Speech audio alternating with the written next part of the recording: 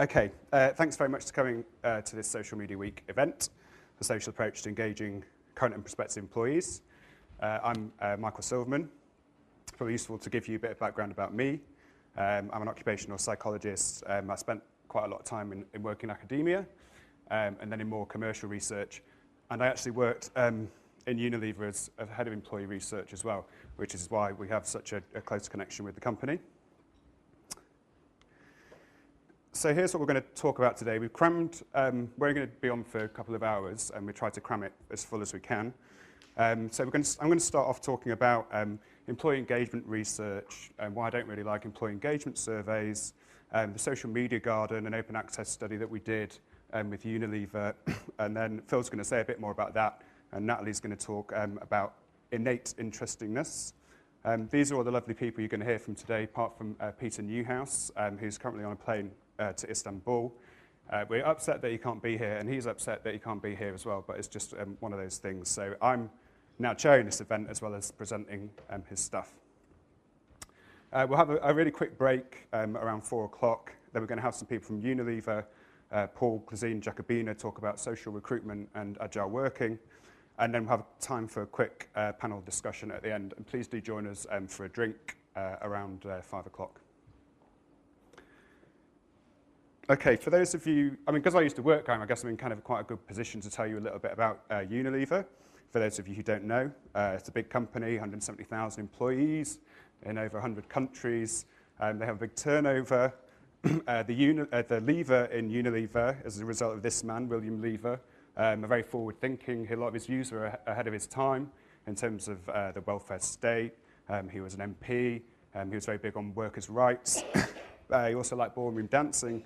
And he also used to sleep outside in the wind, in the rain, like he had an open-air bedroom, and his wife died of pneumonia, so that's a lesson for us all. Everyone in this room, these are just the brands that Unilever has in the UK. Everyone in this room must use or consume some of these brands, and some of them you might not even know were made by Unilever, like Ben & Jerry's is typically one. Any students in the audience? Yeah, pot noodle there, obviously. Okay, so, yeah, why I don't like employee engagement surveys?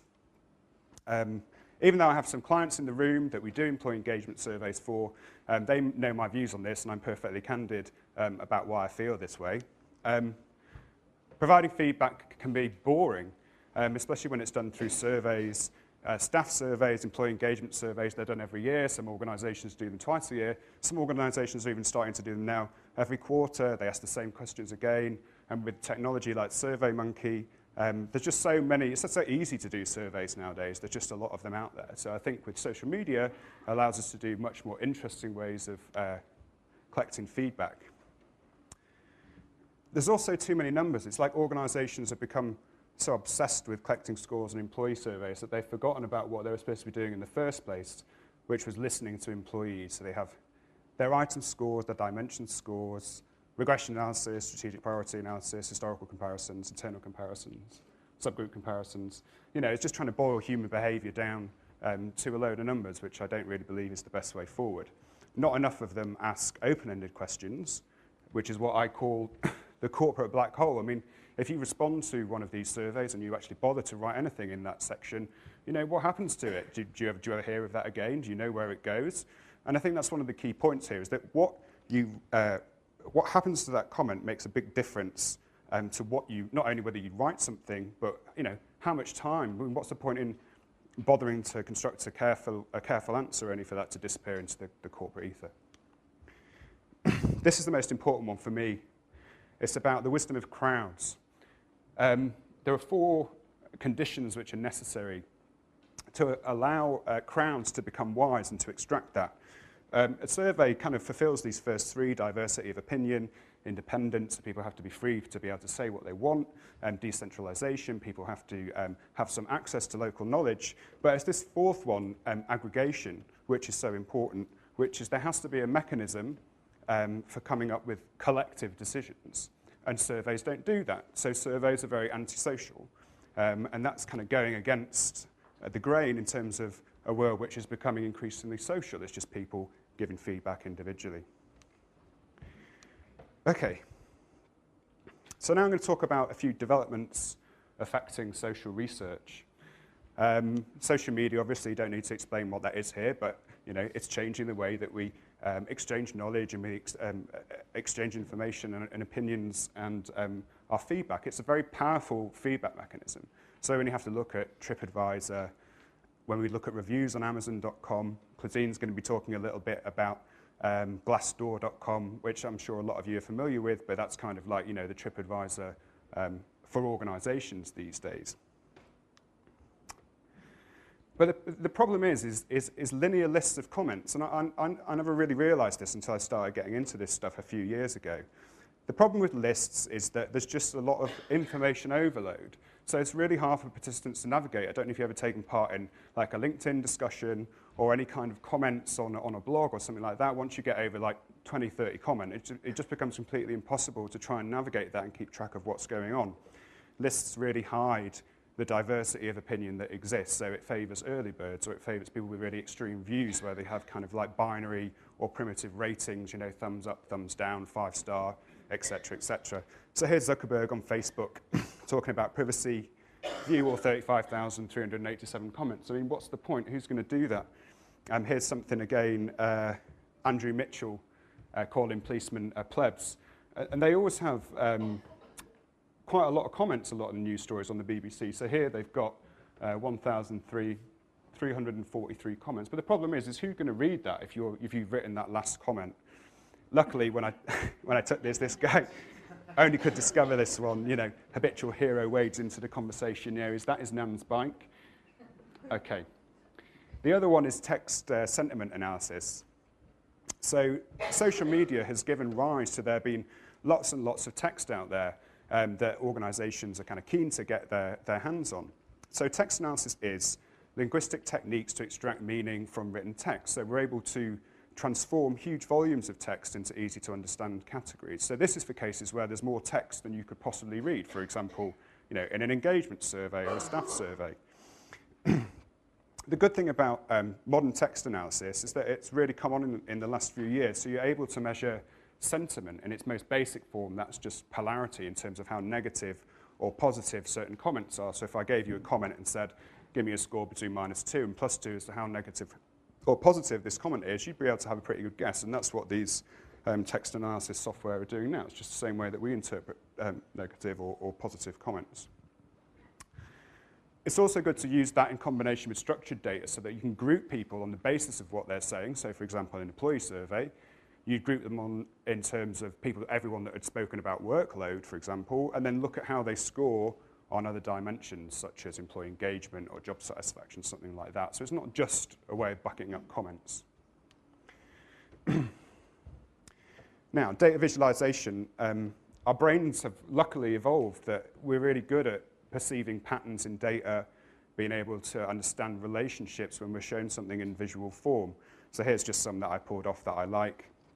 Arteries and veins of the human body, like London Underground. Here's an hour spent in front of the TV with the cat. You can see him in white jumping around on the armchair. This is meant to be one of the greatest data visualizations of all time. This is Napoleon's march to Moscow in the War of 1812. The funny thing about this is that even though it is a great visualization and it's the size of his army, different geographical features, what the weather was like, this was done however many years ago, 100 years ago. So data visualization is nothing new, even though the tools these days make it easier for us to produce nice infographics. But what is new is using data visualization as a user interface, and this is one of the projects that I'm going to talk to you about next.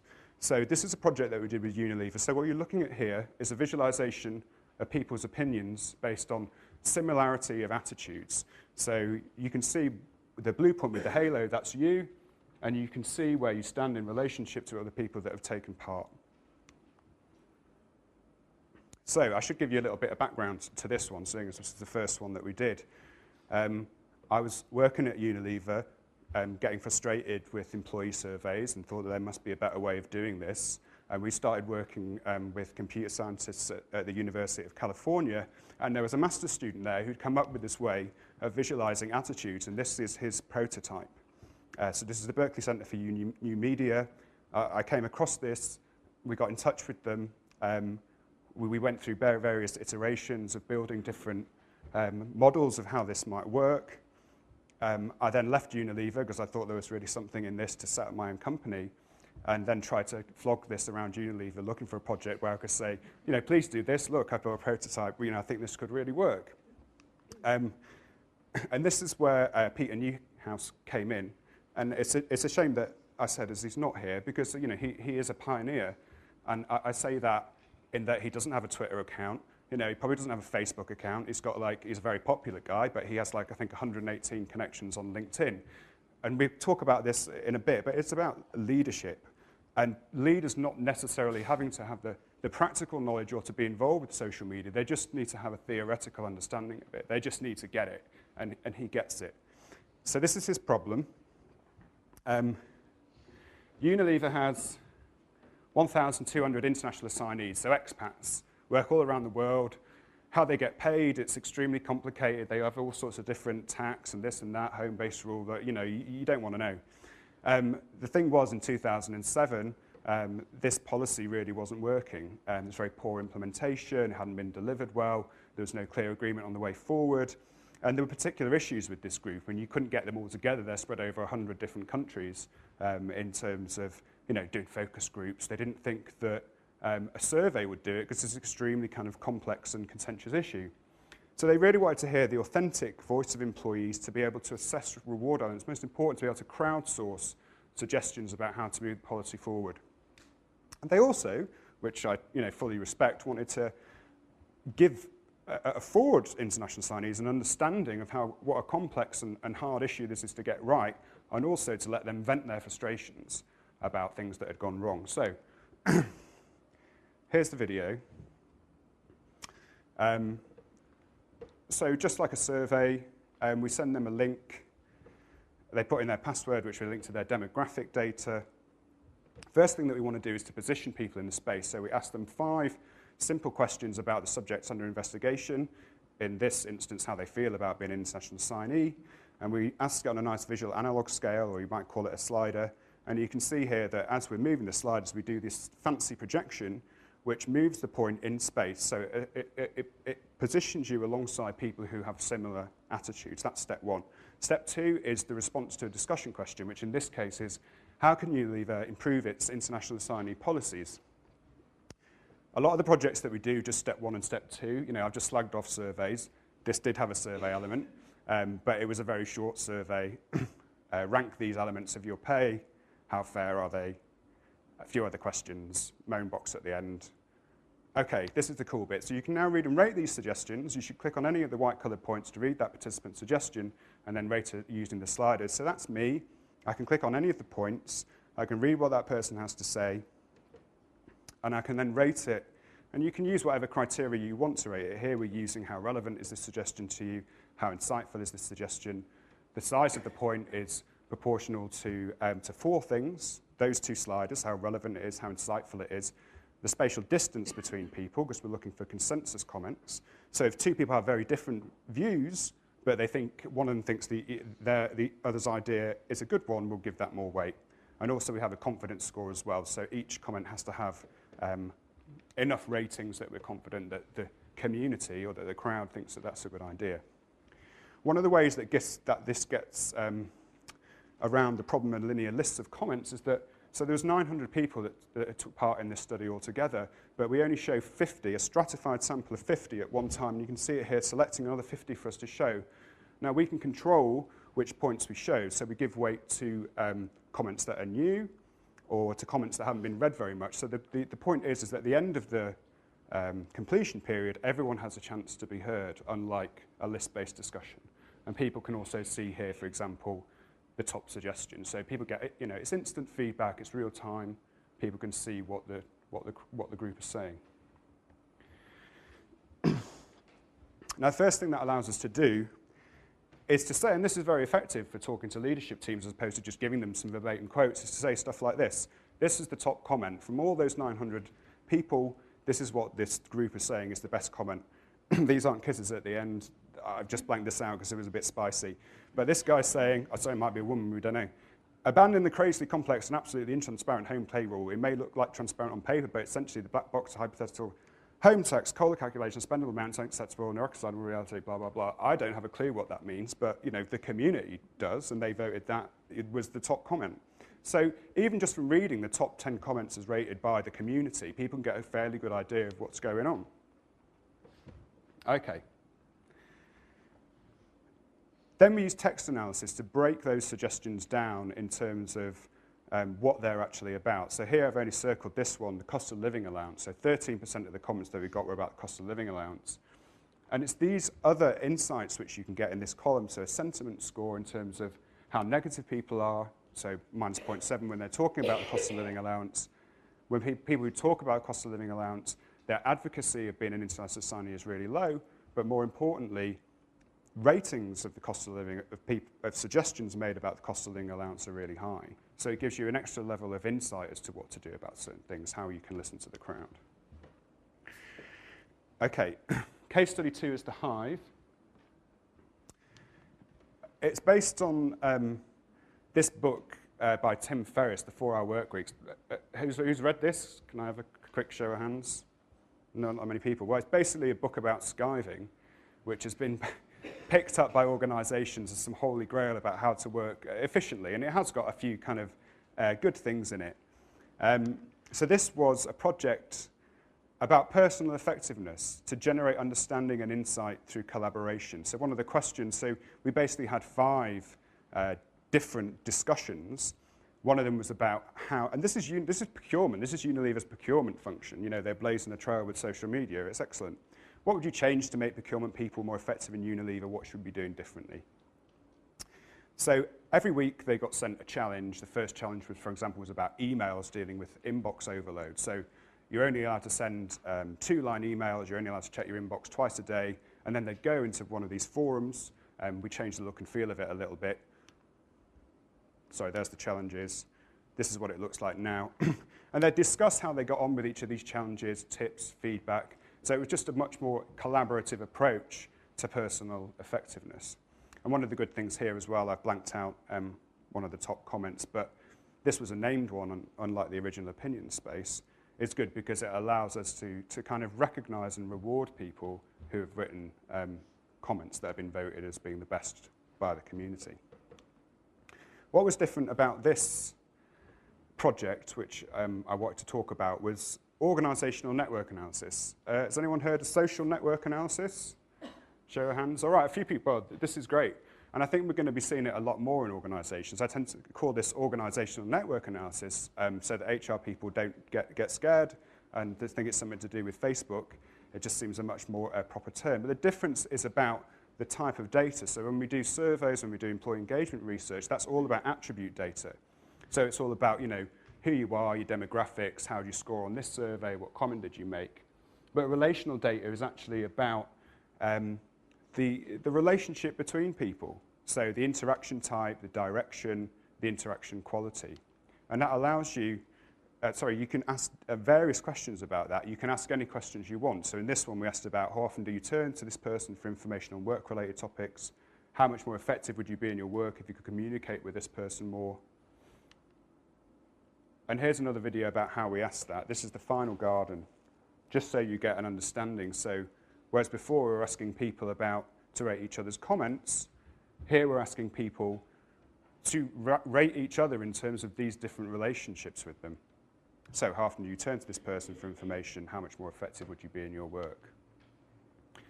And what that allows us to do is to do social network analysis on the results. It's very difficult for me to kind of share with you any real outputs from this because it's kind of quite sensitive.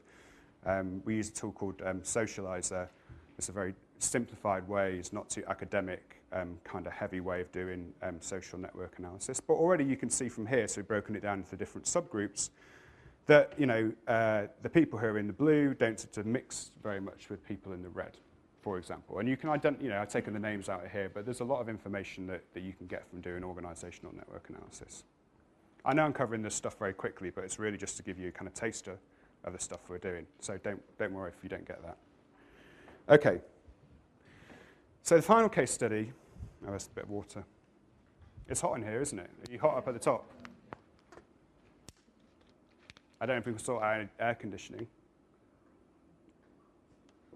Okay. So, the social media garden. This was an open access study, public study. From having been involved with doing these various experiments, if you like, I thought, well, I'm kind of properly involved with social media now. And I thought that there is already a mounting body of research on the use of social media in organizations, but none of these studies have been conducted using social media methodologies. They're all conducted, a lot of the time just using surveys. So we wanted to ask, what are the main barriers organizations face in embracing social media practices? And what ideas do you have for overcoming them? So it was using the same technology as before. We did one of the gardens. We printed some reports. Feel free to take one away on your way out. It's not very long. It's very concise. These are the positioning statements that we asked to position people in the garden. We don't need to go through each of these in the interest of time. But the fourth one down here, I like. The HR function is best placed to lead the use of social media in organizations. Only 31% agree. And technology, the successful implementation of social media in organizations is an issue of technology rather than leadership. Only 13% agree. So we all agree it's about leadership rather than technology. And it's interesting to see here how you can present data when you use a visual analog scale as opposed to kind of 5 tick boxes. You can help see the spread of opinion as opposed to just, the percentage agree, disagree. Here's the top answer to the social media garden. I will reveal in a minute who wrote this, because he's here today. I'm not going to read this, he can go into it in more detail. The 2 biggest factors preventing organizations embracing social media are 1, difficulty in measuring return on investment, and 2, fear of loss of control. Again, we did text. So this is the same thing as that I've shown you before, but these are the main barriers. So I think this is really useful for people who are expanding the use or introducing any kind of social media platforms in organizations, of just things that they might think about when they're starting out in terms of what are the barriers. And I'm not going to go through all these, but as you can see, knowledge, understanding about social media, leadership, loss of control, fear. I mean, when does that ever come up in a study? Right down to, trust, employee abuse, generational differences. Now, what we can do with that is to take that one step further, like I was saying before. So we can look at the sentiment within each of these categories. So here, each bubble represents the number of comments that we had in that category. The color represents the sentiment. So there's no green here because obviously we were talking about barriers, so there's a lot of negative sentiment. You can see the most negative sentiment was about fear. On the horizontal axis, we've got involvement with social media, and up the side, we've got the overall rating. So we can say stuff like, okay, so people who talk about the business case as a barrier, they're more likely to be involved with social media, more likely to have more experience, and those suggestions are rated much more highly by the community. So the business case is an interesting one, and you can read, we go into in quite a bit of detail in the report, so I won't go into it now. But I went to the McKinsey event yesterday, and they were kind of saying the same thing, that, here's a quote from Larry Hawes, if return on investment is needed to convince an organization that collaboration is a good thing, then our ROI is the least of your problems. And I really think that's true. The organizations that forged ahead with a less than robust business case 4 years ago are the ones who are reaping the return on investment now. Knowledge and understanding. This is what I was going to say about Peter Newhouse. He has a theoretical understanding, he gets it, but he doesn't have the practical knowledge, but that's fine. So it's just having a difference between theoretical, practical knowledge. And of course, as Einstein said, the only source of knowledge is experience. So, just let's get on with it. Okay, so I know I'm surprised I actually covered that in the amount of time. My tips for employee research, therefore, are this. Firstly, don't be afraid to ask the victims. Why should we be? You hear that a lot in terms of employees. We don't want to ask them because they're going to say bad things. Surveys will not provide the authentic voice of employees. Do they ever? Data visualization is a good way of sustaining big conversations. This next one's important. You know, don't ever censor comments. Just let the community self-police them. That's what we've done in all these ones. All right, it might be different in some organisations, but in the Unilever International Assignee study that we did, you know, we didn't have one dodgy comment. Now, no one wrote anything stupid. No one swore. No one slagged off the CEO. So you just have to let it be. Use text analysis to distill the essence of conversations, and don't ignore relational data. If you'd like to know any more about this, please get in touch. We'll be really happy to talk to you. You remember that I mentioned the top comment from the social media garden was made by this gentleman here, Phil Woodford. I used to work with Phil. There's no dodginess in that he got the top comment. It was genuine, wasn't it, Phil? I thought I'd like to invite Phil just to expand. You know, he's obviously so clever. He's voted out of the 650 people that participated as being the top author. Therefore, he must have something sensible to say. So, Phil, it's over to you. Thank you, Michael.